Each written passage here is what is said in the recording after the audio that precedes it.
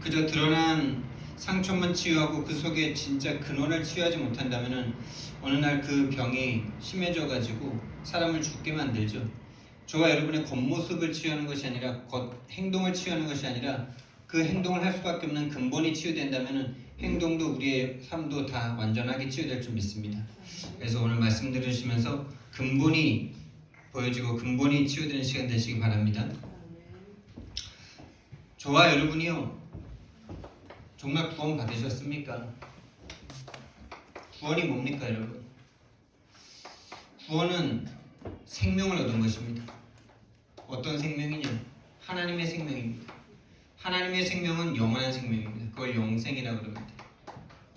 진짜 구원 받으신 거 맞습니까?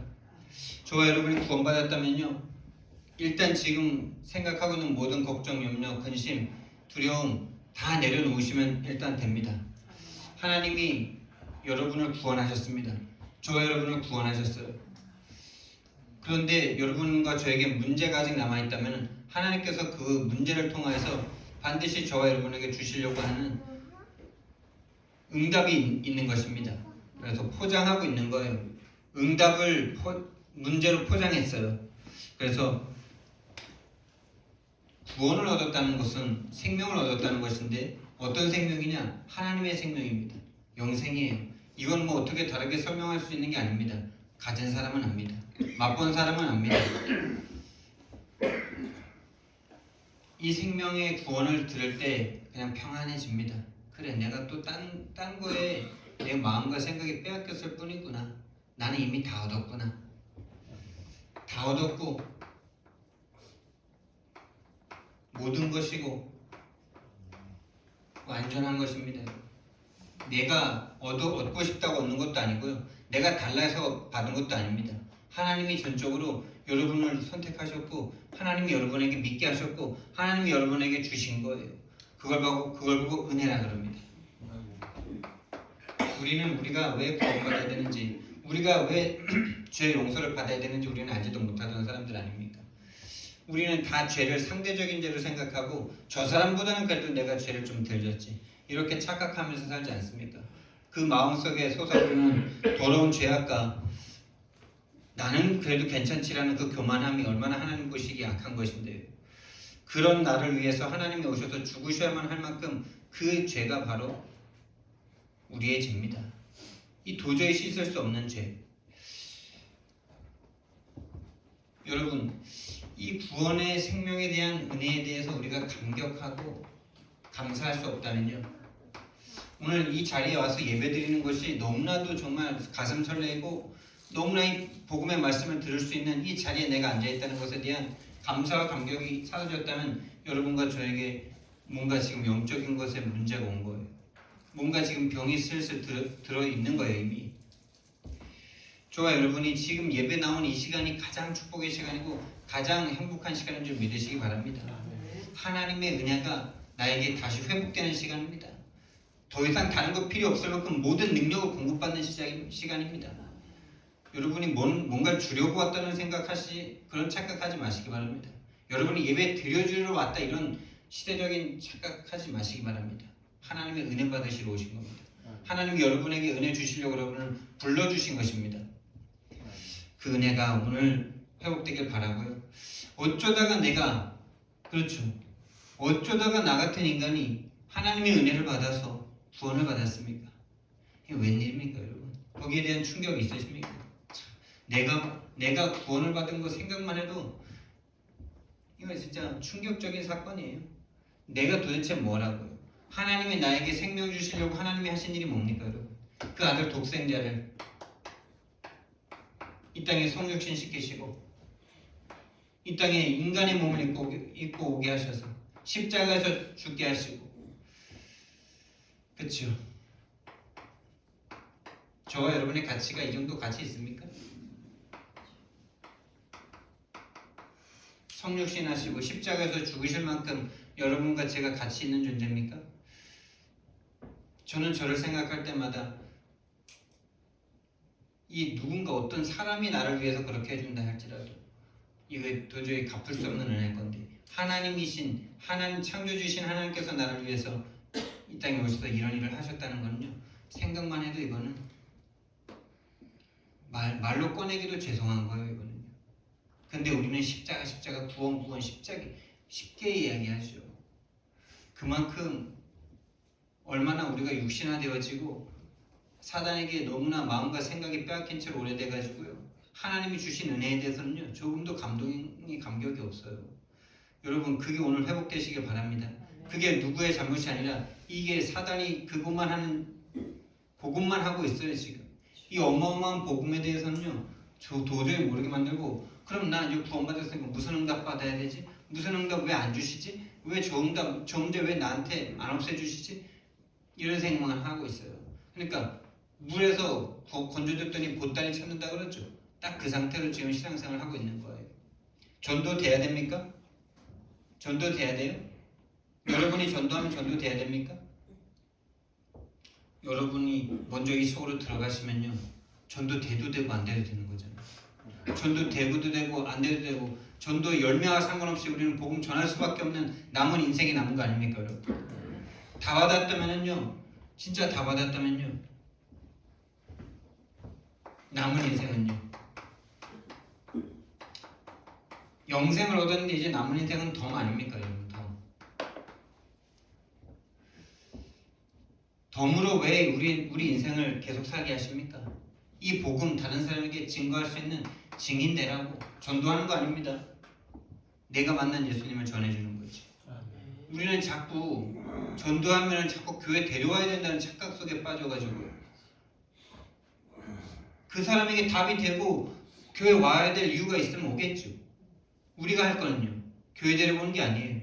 그 사람의 인생에 왜 그 문제가 올 수밖에 없는지 내가 만난 복음을 말해주는 거예요. 안 듣는다고요? 그럼 다른 사람에게 전하세요. 그 결과는 우리가 선택할 수 있는 게 아닙니다. 하나님이 예비한 사람만 듣습니다, 여러분. 저와 여러분이 이미 예비된 사람이잖아요.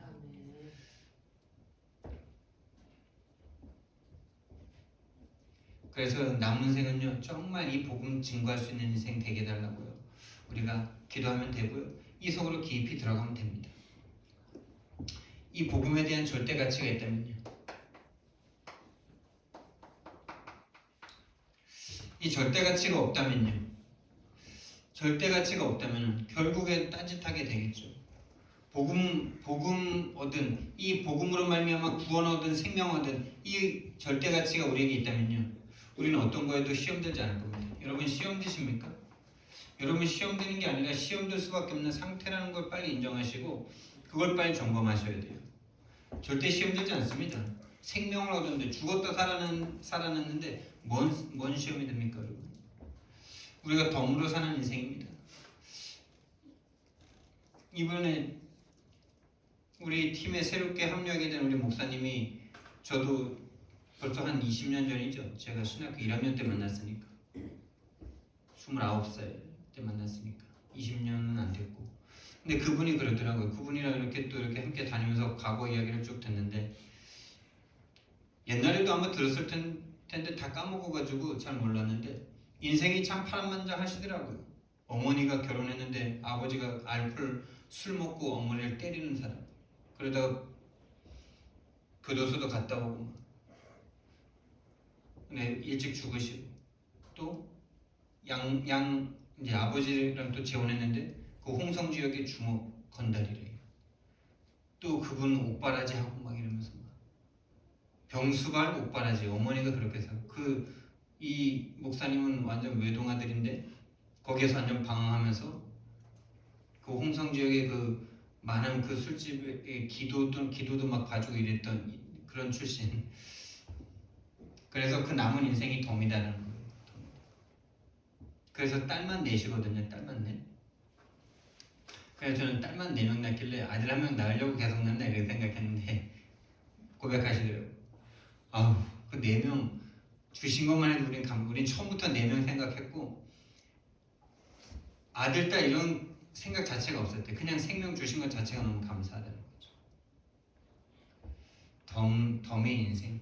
여러분의 인생이 완전 뭐 그렇게 힘들고 어려운 그런 정말 밑바닥까지 가봐야 덤이라고 딱 찍겠습니까?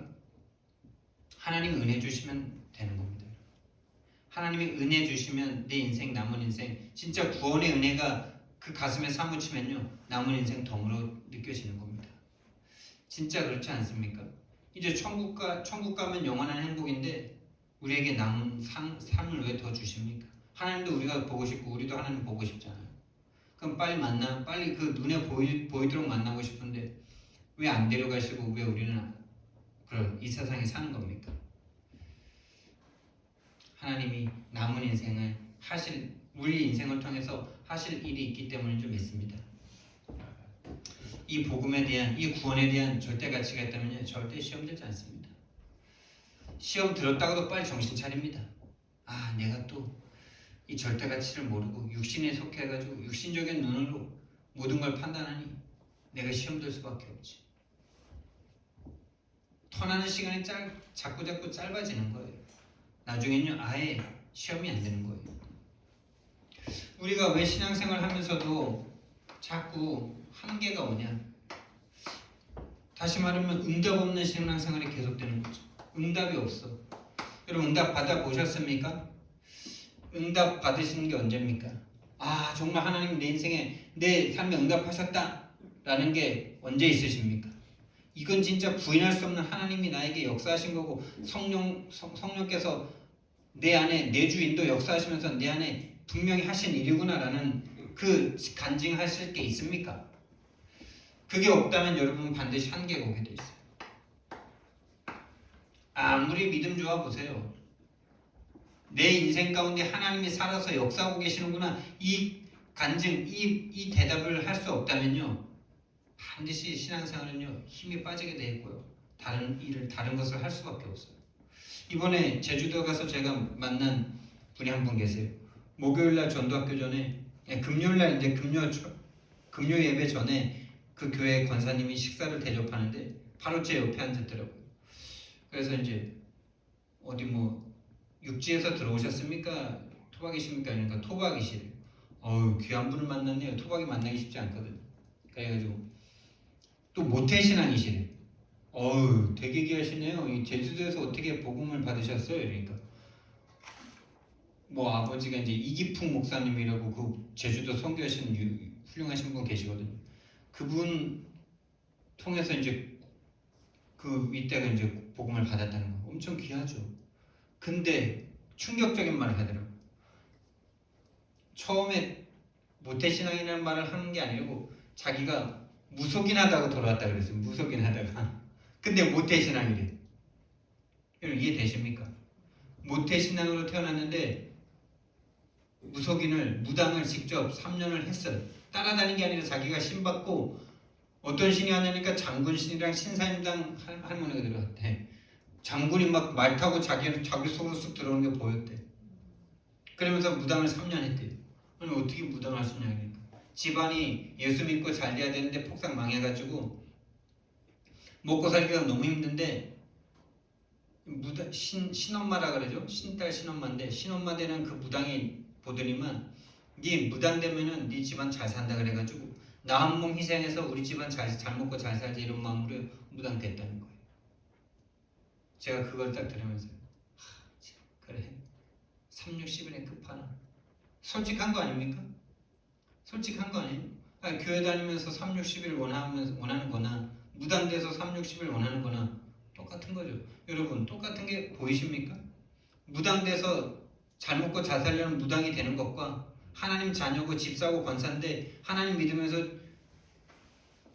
행복하고 잘 살고 응답 받으려고 완전히 혈안되어 있는 그 사람이나 똑같은 거 아닙니까? 똑같게 보이셔야 돼요. 360일의 끝판왕이구나 이거. 야 그래. 그러면서 이제 제가 그분에게 물었어요. 분명히 이분 성경적 전도운동에 응답 못 받고 있기 때문에 분명히 갈급할 거다 이런 생각이 들어서 제가 한번 물어봤죠. 그럼 권사님 지금 뭐가 제일 갈급하십니까? 그러니까 거짓말 하시더라고요. 지금 갈급한 거 없고 너무 평안하고 막 좋아서 이 평안하고 좋은 걸 다른 사람이 보고 예수 믿게 하고 싶다. 여러분 그런 걸로 예수 믿습니까? 그 사람은 반드시 갈급할 수밖에 없어요. 본인이 큰 응답을 받았는데 이 성경적인 이 생명의 운동이 일어나지 않는 그 상태.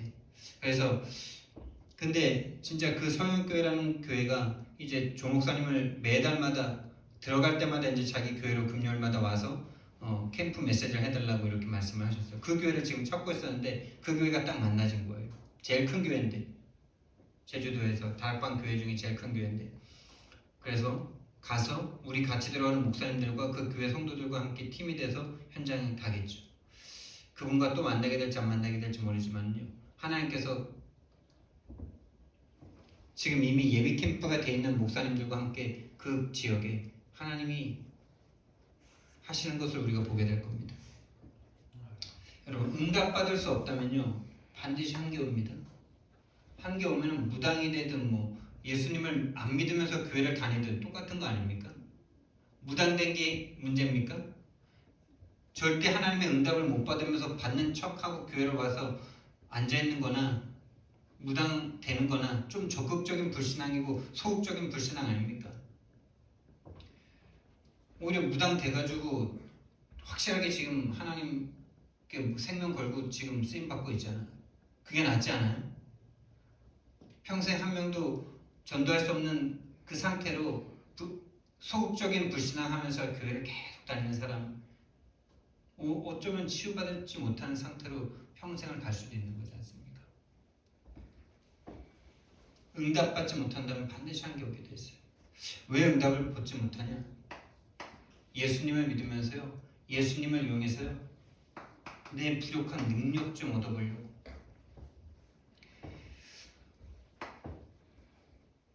하나님의 힘을 이용해서 내 부족한 힘 좀 어떻게 좀 해보려고.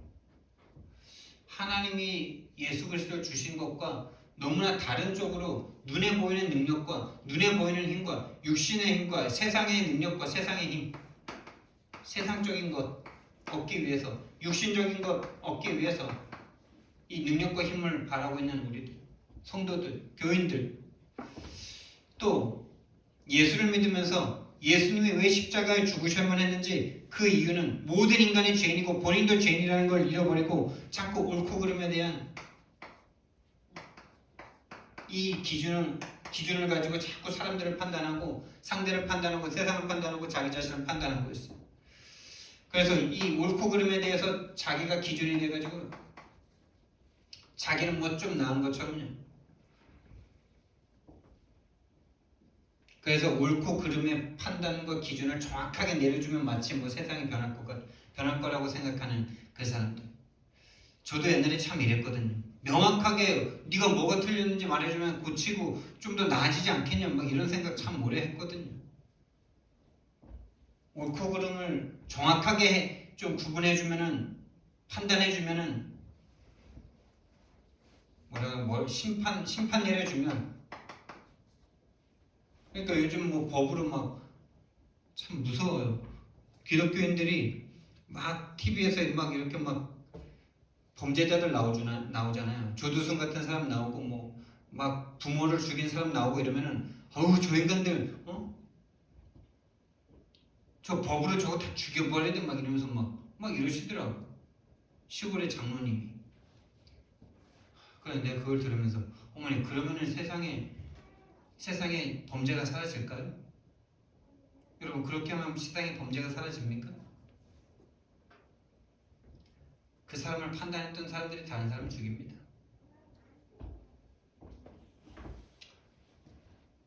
그래서 제가 그랬죠.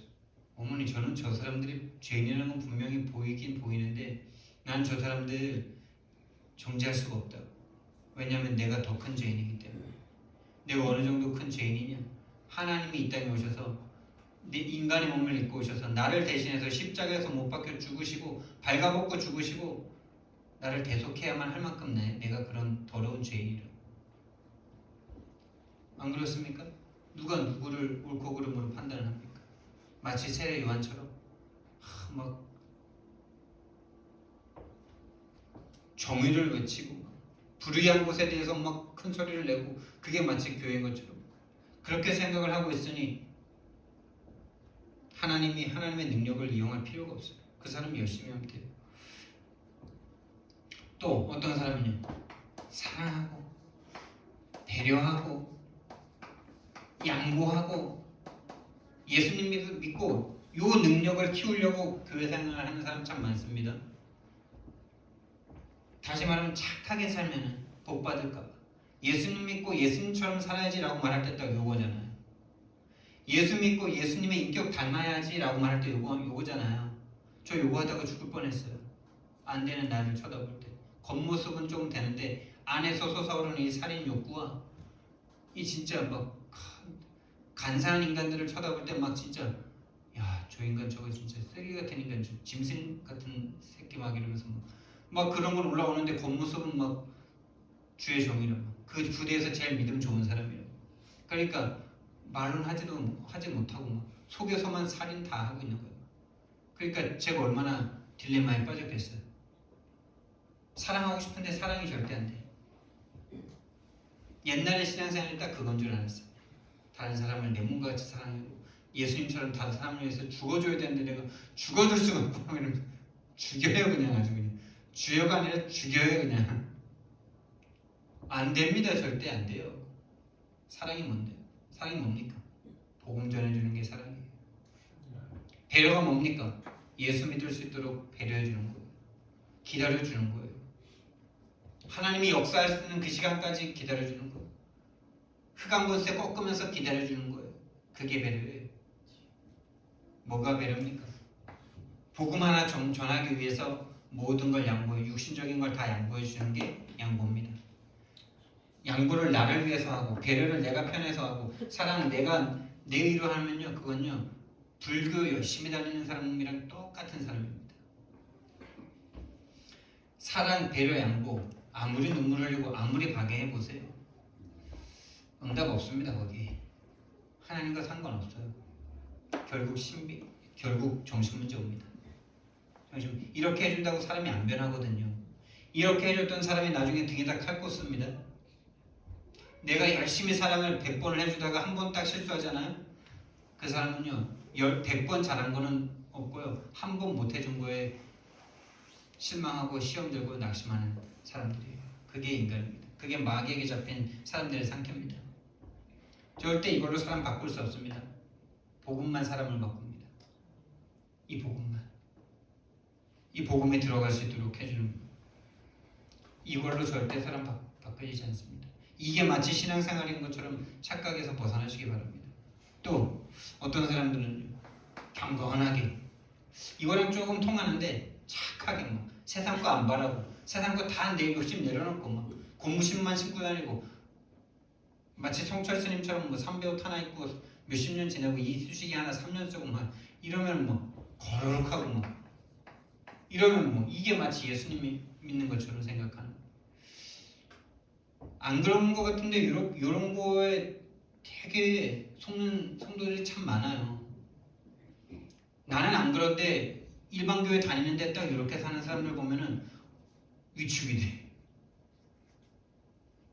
그런 거 볼 때 진짜 야, 저분 복음 있는 것 같은데 진짜 복음 없구나라는 생각 듭니다.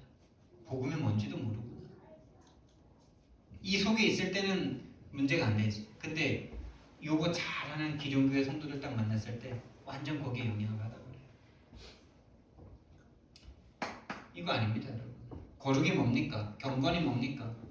복음 전할 수 없던 우리가 복음 전할 수 있는 사람 되는 게 거룩입니다. 그게 거룩입니다. 하나님이 볼 땐 그게 거룩한 사람이에요. 여러분, 예수 믿는다고 술집 하던 사람이 술집 그만두고 술집을 나와야 됩니까? 그럼 술집을 다 정지하는 거 아닙니까? 노래방 운영하는 사람이 노래방 그만둬야 됩니까? 이번에 여수에 계속 목사님이 내려가시지 않습니까? 한 달에 한 번. 근데 거기에서 이제 두 번째로 내려갔는데 전도 대상자 한 명 데리고 와서 복음을 전하는데 이 사람이 게이 성전환 수술을 하지 않은, 아직 트랜스젠더가 되지 않은 남자의 성기를 가지고 있는 여자다. 그 사람에게 복음 전할 수 있겠습니까? 그 사람 복음 전해서 빨리 그 술집에서 나오게 해야 되는 겁니까? 그 완전 처참하게 무너져버린 그 밑바닥 살릴 수 있는 사명자라면 그 사람을 사명자로 세우는 게 거룩입니다. 그 사람을 그 세계에서 빨리 나와서 일반 공장 다니게 하는 게 거룩이 아니고요. 그 삶 속에 빠질 수밖에 없는 많은 사람들을 살리도록 만드는 게 바로 거룩이고 경건입니다. 우리는 다 육신적인 기준을 가지고요. 마치 누구는 좀 선하고 누구는 악한 것처럼 생각하는 그 생각이 사단에게 잡힌 생각이에요. 하나님이 볼 때는 하나님은 창녀인 라합을 예수님의 족보에 넣지 않았습니까? 시아버지의 씨를 받은 다말을 예수님의 족보에 넣지 않았습니까? 그 남편을 비참하게 죽인 그 밧세바를 통해서 예수님이 나오지 않았습니까? 그걸 알면서도 우리는요, 실제 딱 그런 걸 딱 쳐다보면요, 헷갈려요. 그래서 증인과 함께 해야 되는 겁니다. 진짜 이번에도 너무나 느끼는 것이요. 야, 정말 어쩌다가 우리가 진짜 이 흐름 속으로 인도를 받았나. 이번에 김정택 목사님이 이제 소천하시고 딱 하늘나라로 가셨는데 그분이 하신 이 살아 계실 때 이 고백이 참 지금도 진짜 귀에 생생하죠. 본인이 병 걸려서 본인이 병이 안 걸렸으면은 마치 자기가 응답 잘 받고 잘하는 것처럼 생각해서 절대 이 흐름으로 들어오지 못했을 건데 자기가 병이 걸려서 온 교회와 렘넌트들을 이 흐름 가운데로 인도해놓고 내가 갈 수 있다는 게 너무나 감사하다 이랬어요. 여러분이 지금 어떤 축복을 받으신지 알으셔야 돼요. 이 흐름 속에 들어와 있는 게 지금 어떤 축복인지 감을 좀 잡으셔야 돼요.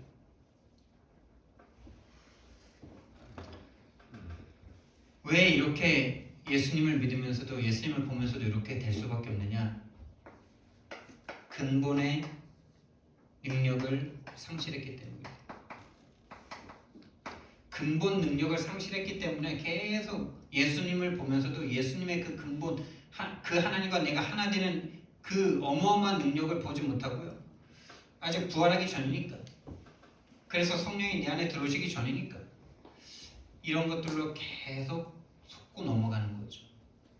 다시 말하면 근본 능력이 뭡니까 여러분? 하나님이 우리와 함께하는 거 아닙니까? 하나님이 우리와 함께하는 게 여러분 모든 능력이고 모든 힘인 줄 믿으시기 바랍니다. 근데 여기에서 떠나버렸어. 이게 어마어마한 이게 모든 하나님이 그 코에 생기를 불어넣으심으로 우리가 하나님의 영을 가진 생명이 되었어. 근데 이거를 잃어버렸습니다. 창세기 3장 1절에서 6절 이걸 상실해버렸어. 다 상실한 거죠. 모든 걸 다 상실한 거죠. 모든 걸 다 상실한 겁니다. 가는 모든 곳에 영향을 받을 수밖에 없고 본인 스스로가 본인 생각을 컨트롤할 수 없는 상태가 되어버린 상태예요. 만나는 모든 사람들의 말과 그 사람들의 행동과 그 사람들이 가진 것에 내가 영향을 받을 수밖에 없어요. 가문과 가정을 살릴 수 없고 가문과 가정에게 원망하고 불평과 원망할 수밖에 없는 내가 됐어요. 업을 통해서 기능을 가진 사람들을 살려야 되는데 그 모든 사람들에게 내가 비교의식과 열등의식에 사로잡힐 수밖에 없고 문화에 내가 영향받을 수밖에 없는 다른 사람을 살릴 수 없는 상태가 되어버린 거예요. 모든 힘을 다 상실한 겁니다. 그래서 오로지 나로 내가 바라는 육신의 것을 위해서 세상 성공이 성공인 줄 알고 따라갈 수밖에 없는 3, 6, 11이 된 거죠.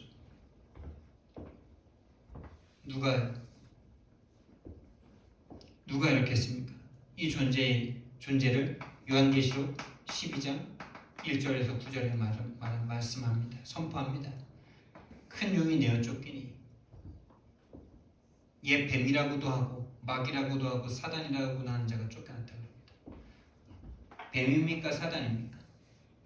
여러분의 생각과 마음을 자꾸 예수님으로부터 떠나가게 만드는 게 여러분입니까? 문제입니까? 사단입니까? 사단이라고 보여지지 않는다면 여러분은 계속 여러분이 노력할 거예요. 예수님 별로 필요 없어요. 그래서 기도 안 해요. 사단이라고 생각 안 하니까 내가 할 수 있기 때문에 기도 안 해요. 기도 안 하고도 살아갈 수가 있어요. 그게 사단이 안 보이기 때문에 그래요.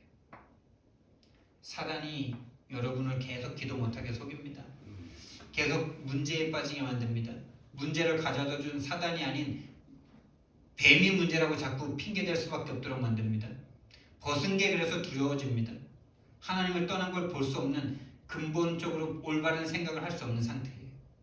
하나님을 떠난 게 문제라고 생각할 수 없는 상태라니까요. 그래서 흑암이 무너져야 돼요. 흑암이 무너지지 않고는 여러분을 잡고 있는 생각이 변하지 않습니다. 우리 권사님의 생각이 변해야 되는데 왜 변화되지 않냐? 이게 안 보여서 그래요. 사단이 꽉 잡고 있는 자기 자신이 안 보여요. 옛날에 잘했다는 생각을 빨리 버리셔야 돼요. 처음부터 어떻게 보면 안 믿은 거예요. 못 믿은 거예요. 처음부터 다시 시작해야지. 내가 지금까지 한 신앙생활 아깝다고 잡고 있으면요, 그것 때문에요, 그게 만약에 암덩이라면 그 암덩이를 잡고 있는 거예요. 빨리 버리셔야 돼요. 그래서 버리는 합숙입니다. 지금까지 신앙생활 30년 40년 잘했다고요? 잘했다면 지금 팀들과 함께 전 세계를 순회하면서 전도하고 있을걸요? 신앙생활 30년 40년 50년 했는데 응답 없는 한계의 상황 속에 다 계속 걸려 넘어지고 있는 우리들이라면요, 빨리 버려야 돼요. 그래서 버리는 합숙이에요. 누구와 합숙입니까, 여러분? 하나님과 합숙하셔야 되고, 믿는 사람들과 목회자와 증인들과 함께하면서요, 빨리 내가 버려야 될 게 보여야 돼요. 뭘 버려야 됩니까, 여러분? 제가 이번에 제주도 가면서 하나님 앞에, 하나님, 진짜 난 뭘 버려야 됩니까? 이 생각을, 이 질문과 기도를 하면서 갔거든요. 자꾸 육신적인 생각이 드는 거예요. 게으름을 버려야 되고, 나태한 걸 버려야 되고, 더 열심히 못하는 걸 버려야 되나? 근데 하나님께서 수요 예배를 딱 드리는데, 제 틀이 어떤 틀이냐? 제가 농부의 자식이잖아요. 그리고 그렇죠. 그리고 뭔가를 조금 했을 때 뭔가 이렇게 조금의 결과들을 얻어본 사람이에요. 그러니까 1 더하기 1은 2가 돼야만 하는 나의 틀이에요. 그러니까 뭔가를 입력하면 반드시 뭔가 결과가 나와야 돼. 콩 심은 데 콩 나야 되고 팥 심은 데 팥 나야 되는 그런 상태예요. 그게 안 되면 나는 뭔가 막 힘들어요. 그래서 제가 어떤 사람들이 저를 볼 때 막 컴퓨터나 수학 같은 거 되게 잘할 것처럼 생각을 해요. 뭔가 생긴 게 좀 날카롭고 그래서 그런가 그런 거 잘할 것처럼 생겼대. 근데 저는 그거 진짜 싫어하거든요. 왠지 아세요? 컴퓨터가 꼭 문제가 생기면 1 플러스 1을 했는데 2가 나와야 되는데 안 되잖아요. 근데 거기에 뭐 진짜 컴퓨터를 그냥 깨버리고 싶은 마음이 막 올라온다니까요. 막 정신문제가 진짜 정신문제가요. 그래서 저는 문학을 좋아해요. 왜냐? 거기엔 정답이 없거든. 마음이 심란하다. 심란한데 또 행복하다. 막 이렇게 해도 돼. 슬픈데 행복하다. 뭐 이런 게 돼. 그리고 뭐 노르스름하다 이런 것도 있잖아요. 1 플러스 1은 2가 되는 세상이 아니잖아요. 그래서 문학이 맞아요. 오히려 정신적인 편안함이 있어요. 근데 저런 컴퓨터 이런 수학 같은 거 이런 거 하면요, 답이 정확하기 때문에 답이 안 나올 때 정신문제가. 제가 수요 예배를 드리는데 그런 부분을 저에게 딱 말씀해 주시더라고요. 내가 복음 받기 전에 가지고 있던 나의 틀, 이걸 나는 버려야 되는구나 라는 게 이번 제주 합숙을 통해서 나에게 주신 최고의 응답이었어요. 그렇구나. 그래서 내가 다른 사람들을 쳐다볼 때도 1 플러스 1은 2가 되는 데는 그런 틀로 다른 사람을 쳐다보니까 자꾸 빨리 안 되면 답답하고 힘들어하고 괴롭고 이렇구나. 가장 먼저 나 자신을 쳐다볼 때 그게 안 될 때 너무 힘들구나. 그래서 다른 사람도 그렇게 쳐다보는구나. 여러분, 뭘 버리셔야 됩니까? 복음을 가지고 있으면서도 복음적인 눈이 아닌 육신적인 눈으로 쳐다볼 수밖에 없는 그 종교를 빨리 버리셔야 돼요.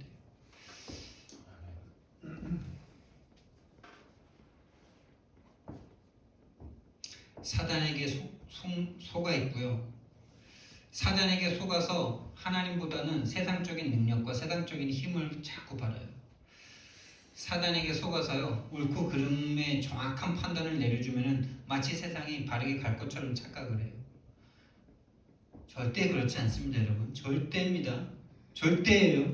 아무리 법이 바르고 아무리 공명정대한 심판관이 이 나라의 모든 법관이라 할지라도 이 세상의 문제는 끝나지 않습니다. 법이 너무나 완벽하고 완전해도 절대 이 세상에 유토피아는 없습니다. 그 불신자들의 생각이고 그게 마귀가 주는 생각이에요. 하나님 없이도 행복할 수 있다는 생각. 사랑하고 배려하고 양보하고 하면은 세상이 행복해질 수 있을 것처럼 생각하십니까? 그거 하는 사람이 자살하지 않습니까? 전미선 씨 자살하지 않았습니까? 다른 사람을 위해서 봉사로 갔다가 뭐가 그렇게 갈급해가지고 하나님 믿은 거 아니에요. 자기 봉사로 갔다가 아파트에서 얼마나 그 팀들이 충격이었을까. 하나님을 믿으세요. 하나님. 이런 거에 빠지지 마시고 복음을 믿으세요. 나는 복음이 필요할 수밖에 없는 죄인이라는 사실을 믿으세요. 내가 가장 큰 죄인이라는 걸 자청하세요. 자청. 가장 큰 죄인이라 가장 큰 은혜죠. 그게 기분 나쁘십니까? 여러분이 죄인이라는 게. 그건요 복음 없는 사람이에요. 구원 못 받은 사람이에요. 난 내가 가장 죄인이라는 게 너무 은혜가 돼요. 그래야 십자가가 나의 대속이 되고 그래야 그 십자가 꽉 붙잡고 절대 놓지 않을 거니까. 여러분이 죄인 아니라고 해주는 게 좋습니까? 죄인인데 죄인 아닙니다 이렇게 해주는 게 여러분 듣기 좋습니까? 그 사람은요 구원부터 받으셔야 돼요. 사단이 그 마음을 꽉 잡고 있어요. 죄인 아니라는 말이 그렇게 듣기 좋아요. 속은 죄인인데 그냥 암이 속에 있는데 당신 암입니다라는 말을 듣기 싫어하는 것과 똑같은 거예요. 암이라는 사실을 빨리 말하고 빨리 치료를 해줘야 되는 거죠. 근데 속에 암이 들었는데도 암 아닙니다. 괜찮습니다. 이러는 말이 좋다는 거예요. 그런 마음을 그 사단이 잡고 있는 마음을 빨리 버려야 돼요. 어떻게 버리냐? 보이면 버립니다. 근데 안 보이면 못 버립니다. 그게 얼마나 사단이 잡고 있는 사단의 것인지가 보여준다면 갖고 있을 필요가 없는데 안 보이니까 버릴 수가 없어요. 그래서 보여지는 은혜가 빛이 임해야 돼요. 할렐루야. 빛이신 그리스도가 저와 여러분의 마음에 빛으로 임하길 예수님 이름으로 축원드립니다. 사단의 것이 보여줘야 됩니다. 사탄의 것이 흑암의 것이 보여줘야 됩니다. 얼마나 사단이 우리를 흑암 혼돈공으로 몰아가고 있는지가. 그래서 길은요 오직 예수 그리스도밖에 없어요.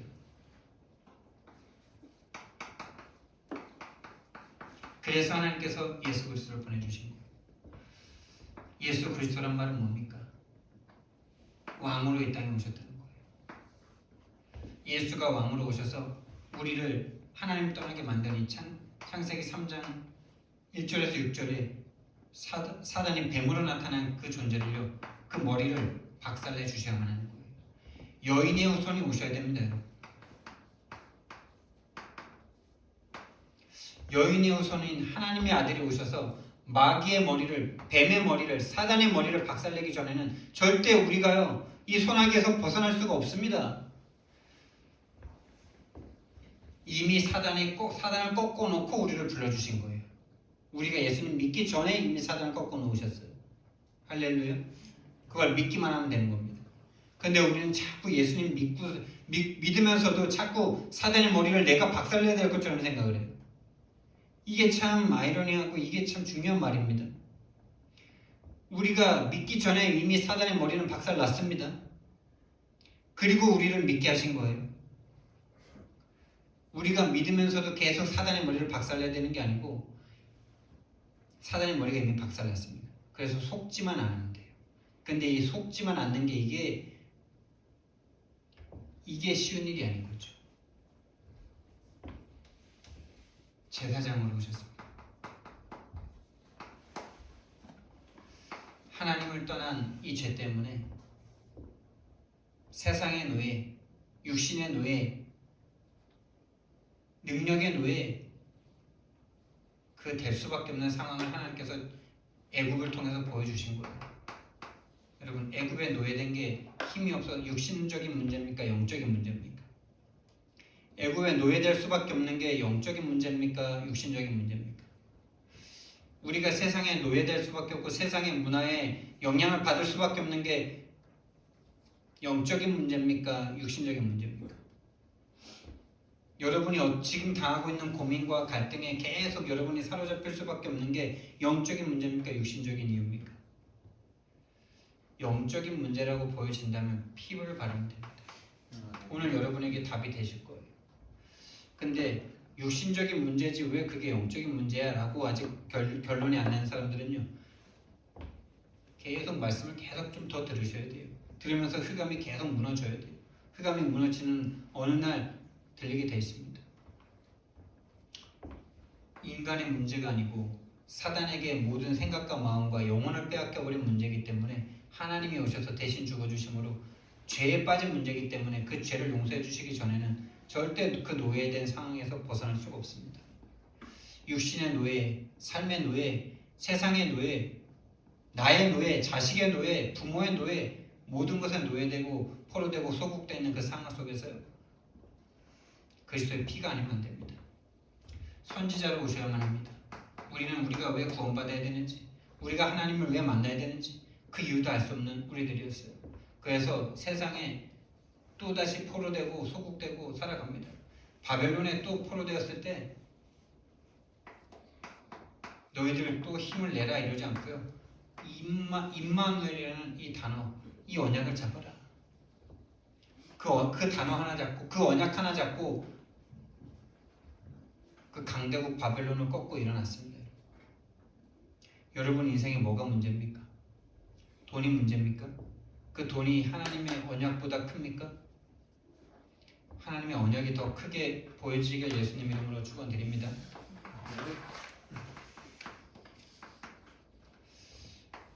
여러분의 돈 문제가 애굽에 노예된 것보다 더 큽니까? 여러분의 돈 문제가 바벨론에 포로된 것보다 더 큰 문제예요? 지금 러시아와 우크라이나 지금 전쟁하고 있잖아요. 보셨죠? 조금이라도 막 건물 부서지고 그러면서 그 속에 있던 사람들 막 팔 잘려 나가고 막, 그래서 막 랩런트들부터 할머니까지 총 사격 연습하고 있는 거 보이시죠? 그렇게 되면 여러분의 돈 문제 지금 돈 문제 아니지 않습니까? 뭐 해야 됩니까? 진짜 전쟁해야 되는 거 아닙니까? 지금 만약에 전쟁이 딱 터졌다, 수학학원, 영어학원, 피아노학원 뭐 해야 됩니까? 총 쏘는 연습해야 됩니다. 지금 총 쏘는 연습. 여러분이 지금 영적 전쟁 가운데 있으며 보여진다면요, 뭘 해야 될지가 보일 겁니다. 영적 전쟁 가운데 있다면 뭘 해야 되겠습니까? 우리가 진짜 기도 속으로 들어가야 되는 거 아닙니까?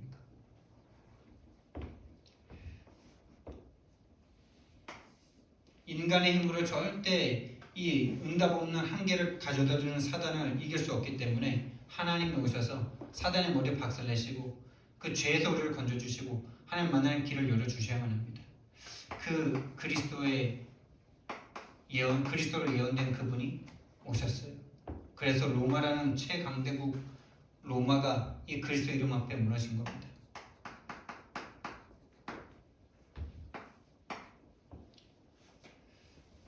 그래서 우리는요, 이 그리스도를 그냥 그리스도가 아니라 마태복음 17장 1절에서 10절에 예수님이 제자들을 3명을 데리고 변화산으로 올라가서 오직이라는 것을 심으셨죠. 모세, 엘리야, 예수님을 위해서 초막셋을 짓겠습니다 이랬을 때 예수 외에는 보이지 않겠다 하시죠.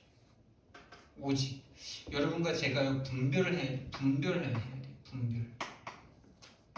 우리가 버릴 것을 버리는 눈이 열렸다면요, 다시 말하면요 구원 받았다면요, 다시 말하면 빠져나와야 될 것이 보여지고 그래서 빠져나온 상태가 됐다면, 사단이 잡고 있는 이 세상과 육신과 이 세상 것에서부터 빠져나올 눈이 열렸다면요, 이제는 진짜 뭘 분별해야 되냐?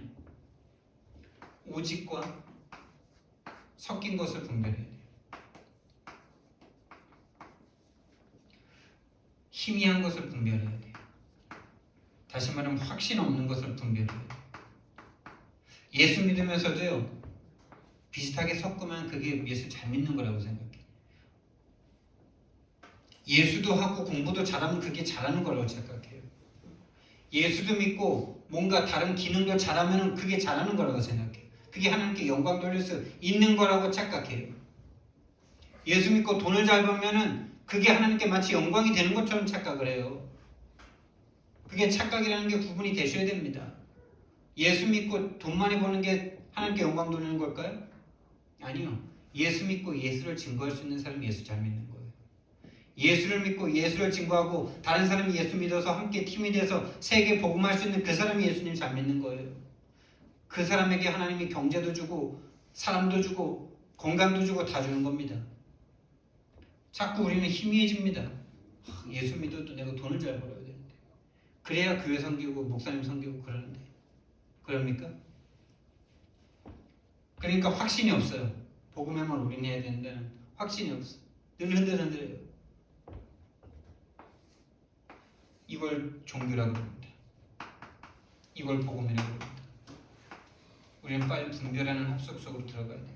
예수님이 제자들을 마태복음 16장 16절에서 이미 데리고 다니실 때 버리는 합숙을 하셨고요. 데리고 다니시면서요. 분별하는 합숙을 계속 하셨어요. 오직과 오직 아닌 거. 그래서 베드로에게요. 오직 아닌 베드로를 오직 아닌 베드로를 오직 되게 만드신 방법이 예수님을 부인하게 만든 거였잖아요. 예수님을 부인하게 만들었어요.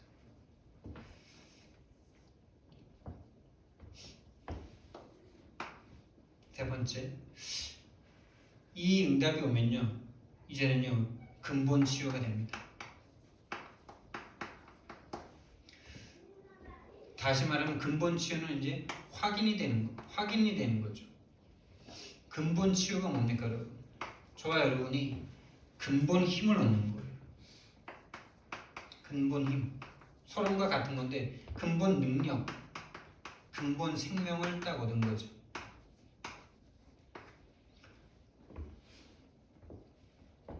다시 말하면 저와 여러분이 교회가 된 거예요. 교회. 저와 여러분이 교회가 되어진 것이 모든 거 다 응답받은 걸 믿으시기 바랍니다. 교회라는 것은요, 이 눈에 보이는 건물의 교회가 아니에요. 하나님의 것을 교회라 그러는 거예요. 이 개념을 이해하셔야 돼요. 주님께 속한 것, 하나님의 것, 이것이 교회예요. 저와 여러분이 하나님 것입니다, 여러분. 하나님 것이 된 겁니다. 마귀에게 딱 빼앗겼다가 모든 걸 다 빼앗겼다가 하나님께로 왔어. 하나님께 속한 것. 이 모든 세상이 하나님을 떠나 마귀에게 잡힌 그 상태에서 하나님의 것으로 회복되는 거예요. 근본 치유. 다시 말하면 창세기 1장 27절을 회복하는 거고 2장 7절을 회복하고 2장 1절부터 18절에 그 삶을 회복하는 겁니다. 우리가 예수님을 믿고 오직 그리스도가 구별되면요, 이 응답이 옵니다. 교회가 세워집니다. 그러면서요, 음부의 권세가 결박됩니다. 음부 권세가 꺾입니다, 여러분. 교회가 세워지고 나라는 교회가 세워지고 또 나를 통해서 또 다른 교회가 세워지고 하나님의 것이 점점 확장되는 거, 그걸 하나님의 나라라 그러지 않습니까? 근본 치유가 됐다는 건요, 이 응답을 받는 거예요. 교회가 되어졌다는 건 하나님이 함께하는 이 힘이 회복됐다는 겁니다. 그 사람이 하나님이 함께하는 힘은 어느 정도의 힘일까? 하나님이 함께하는 힘은요, 나 자신의 생각과 나 자신의 틀에 내가 영향받지 않는 상태가 되어야 되는 거예요. 만나는 모든 사람들의 말과 행동에 내가 영향받지 않고 그 사람들이 그럴 수밖에 없는 이유를 보면서 그 사람을 복음으로 바꿔줄 수 있는 사람이 되는 거예요. 가정에 함께하는 사람들을 그럴 수밖에 없는 상태를 보면서 그럴 수밖에 없는 그들을 복음으로 치유해주는 거예요. 업을 통해서 만나는 사람들에게 복음으로 치유해주는 거예요. 내 지역에 함께 사는 사람들을 답 없어서 육신과 세상을 향해서 달려갈 수밖에 없는 그들에게 참된 치유를 해주는 게 바로 근본 힘을 얻은 겁니다. 그게 근본 힘을 얻은 거예요. 그게 바로 음부의 권세가 이미 꺾인 겁니다. 이미 음부의 권세가 꺾였다는 건요, 하나님의 천군 천사가 활동하고 있다는 증거입니다. 우리의 생각과 마음이, 우리의 빼앗겼던 영혼이 교회가 되어지는데 이 일이 이미 일어나고 있는 중입니다, 여러분. 여러분의 생각과 마음이 계속 하나님이 아닌 다른 상태로 빠지는데 거기서 다시 턴대는 거, 거기에 이미 영적 활동이 일어나고 있는 거예요. 사단은 꺾이고 천사는 활동하고. 그래서 하나님께서요, 우리에게 이 일을 계속 반복할 수 있도록요 힘을 주셨는데 그게 바로 기도 응답이에요. 여러분, 오늘부터 응답 받으시길 예수님 이름으로 축원드립니다. 이미 우리에게 주어졌습니다. 여러분, 천국 열쇠가. 우리가 귀해서가 아니라 우리에게 주신 그 그리스도가 하나님의 모든 것이기 때문에 우리가 풀 때 풀리고 잠길 때 잠깁니다.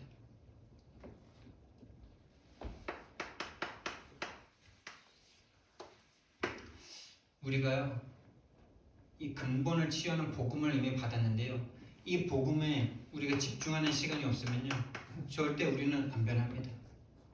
나는 왜 이렇게 안 변하지?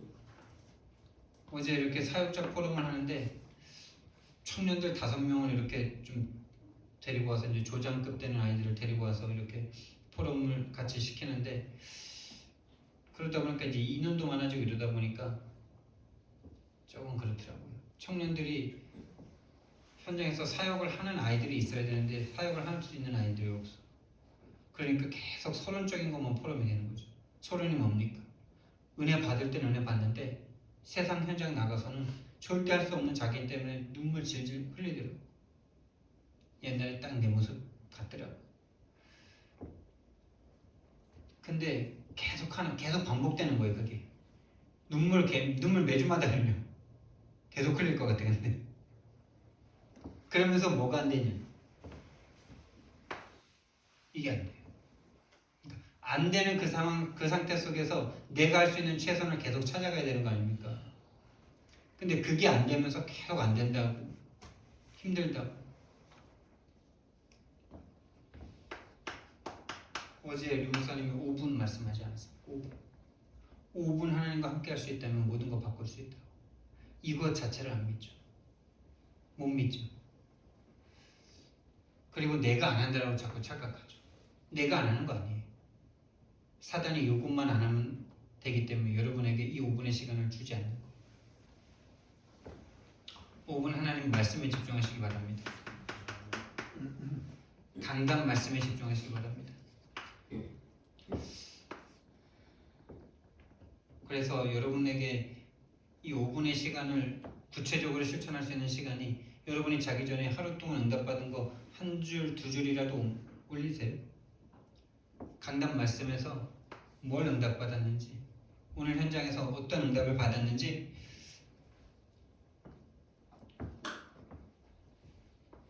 아니면은 뭐 다른 거라도 올리세요. 은혜가 안 됐습니다. 이것도 올리셔도 되고, 오늘 강단 말씀을 5분 들었습니다. 이것도 올리셔도 되고, 계속 좀 소통될 수 있도록 계속 좀 여러분과 저를, 이 육신과 세상 것에 집중되던 여러분과 저를 빨리 좀 턴할 수 있는 시간을 가지셔야 돼요. 그리고 진짜 우리는요, 계속 전쟁 중이라는 사실을 기억하셔야 돼요. 영적 전쟁 중이라는 사실. 사단이 지금 내 생각과 마음을 개입해서 하나님과 함께하지 못하는 상태로 계속 가져갈 수밖에 없는 그 상태를 볼 수 없는 것이 문제죠. 그래서 진짜 이 전쟁 중이라는 사실을 기억하면서요, 현장에 여러분들이 가셔야 돼요. 현장에 가서 현장을 쳐다보면서 거기서 말씀 들으시고 거기서 하나님께 기도하시고 현장에 가서 좀 하세요. 집에서 안 된다고 그러지 마시고 현장 가세요. 현장. 아파트 한 바퀴 도시고 다른 또 한 바퀴 도시고, 운동도 할 겸 참 좋아요. 왜냐면 운동을 따로 할 시간이 없잖아요. 좀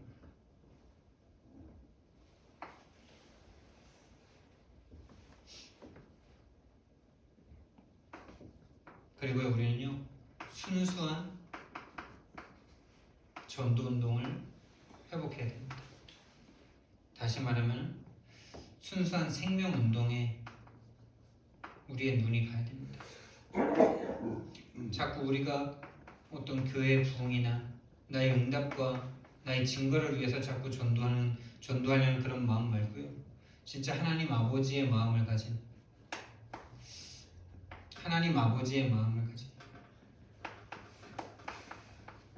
하나님의 소원을 가진 그 마음을 빨리 회복해야 됩니다.